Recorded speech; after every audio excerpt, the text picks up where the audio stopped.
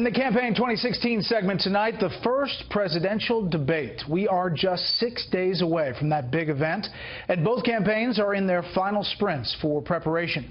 The stakes obviously could not be higher, especially given the recent tightening in the polls. And the person getting a lot of credit for Donald Trump's gains is campaign manager Kellyanne Conway. Even the left is reluctantly giving her praise, such as during an interview she did with Bill Maher on Friday. Now you're perhaps the most important person in the world because you seem to be the only person who's been able to tame Donald Trump. Many have tried, but only you were able to pull that sword out of the stone. Joining us now from Trump campaign headquarters in New York, Kellyanne Conway. So what is it? You're pulling the sword from the stone, Kellyanne. No, it's very nice of Bill Maher and you, Bret Baier, to say that. But let me repeat to you what I said to Bill Maher on his show, which is, it's Donald Trump who deserves all of the credit. This is his campaign. This is his movement. He's the guy on the plane every day taking the case right to the people.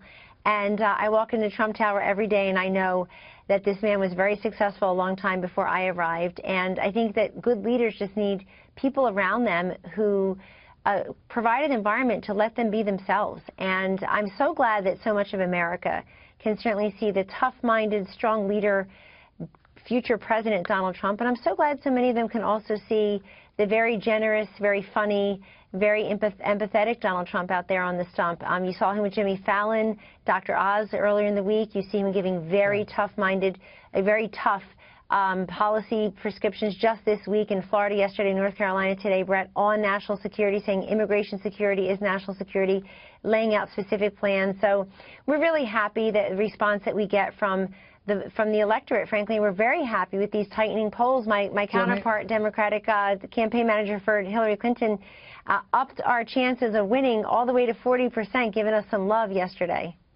Let me ask you about debate preps, because we are 6 days away, and we've heard a little bit from the candidate himself about this, but specifically what is happening. We see him on the trail. We see him at these events. He kind of jabbed Hillary Clinton on Twitter today for being off the trail and working on debate prep.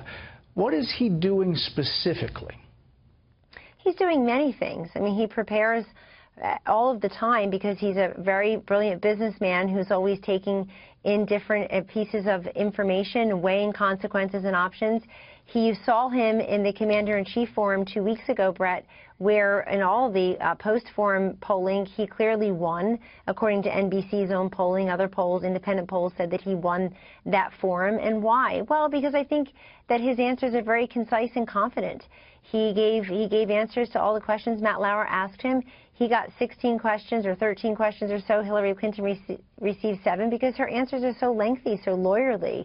We're not even sure if she's answered the question when she's done or what in the world she's apologizing for or explaining away. So I think the Commander-in-Chief Forum was a very good preview for what you're seeing. But Mr. Trump takes the debate very seriously, and he's preparing in his own way, as are we all. You know, he was on this show last night, and he told Bill that the moderators and the debate process is, quote, an unfair system. I mean, is he trying to work the refs here? Well, we think that perhaps the refs are being worked after Matt Lauer was taken to the woodshed, apparently by his colleagues, but certainly by his colleagues in the broader mainstream media.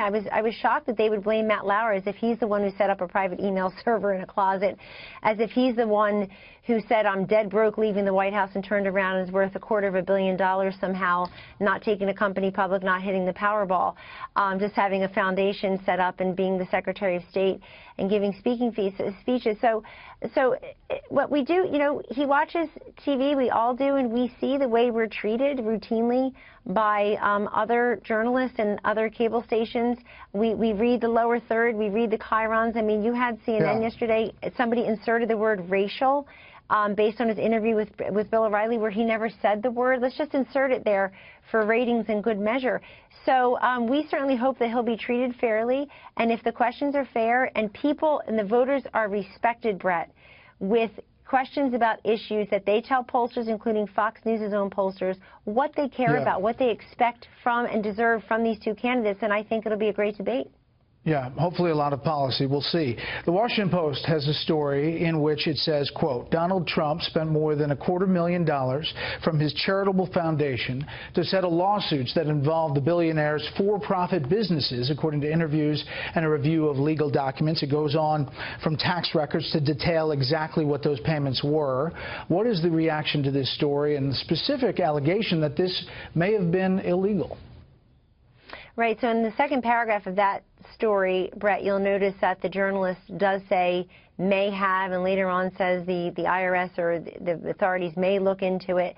So there's a lot of speculation and conditional language there. I would just point out very quickly for the viewers that in the one case, Mr. Trump was being fined on a daily basis by either the county or city of Palm Beach, Florida, because he dared to want to raise the American flag at about 80 feet. Way past what the limit was.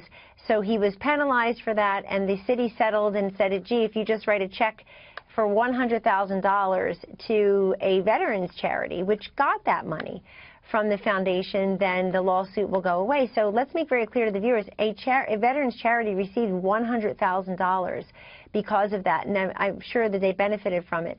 And I want to make clear, because this is in direct contrast to the Clinton Foundation, there's no one in the Trump family, including Mr. Trump, who takes a salary or benefits from the Trump Foundation. There's no permanent staff. There's no overhead. And that foundation for years, for decades, for many, many years, the only donor was Mr. Donald J. Trump. So others have contributed now, as they do. So I just want people to have the facts. Yeah, we appreciate you addressing it. Thank you, as always, for coming on.